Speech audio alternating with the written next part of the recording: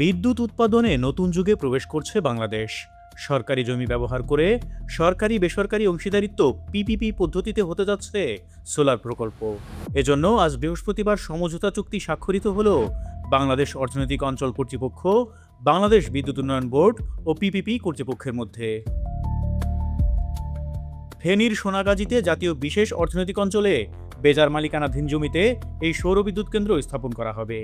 গত 29 এপ্রিল পিডিবির সভায় বেজার সৌরবিদ্যুৎ কেন্দ্র স্থাপনের লক্ষ্যে সমঝোতা চুক্তির প্রস্তাব অনুমোদন হয়। জানা গেছে, বেজার জমিতে প্রকল্প বাস্তবায়নে কেনাকাটা ও কারিগরি তদারকি করবে পিডিবি, আর সরকারি ও বেসরকারি অংশীদারিত্বের কাঠামো নিশ্চিত করবে পিপিপি কর্তৃপক্ষ। এই প্রকল্পের সার্বিক তদারকি করছেন পিডিবির প্রধান প্রকৌশলী মোহাম্মদ আব্দুল হক। তিনি জানান, সোনাগাজীর এই উদ্যোগ সফল হলে দেশের অন্যান্য বিশেষ অর্থনৈতিক অঞ্চল এবং সরকারি জমিতে একই মডেলে সৌরবিদ্যুৎ কেন্দ্র স্থাপনের উদ্যোগ নেওয়া হবে।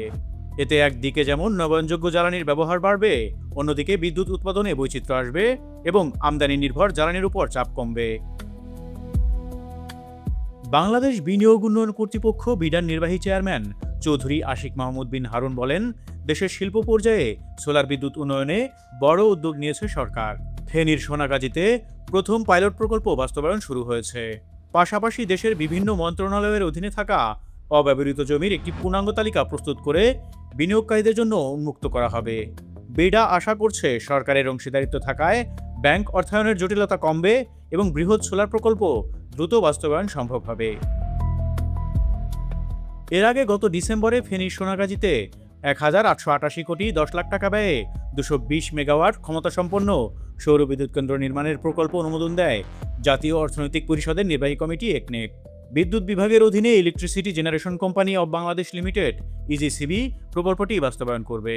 2017 সালে অধিগ্রহণকৃত 999.65 একরের মধ্যে 285 একর জমি ইতোমধ্যে 75 মেগাওয়াট সৌরবিদ্যুৎ কেন্দ্রের জন্য ব্যবহৃত হয়েছে।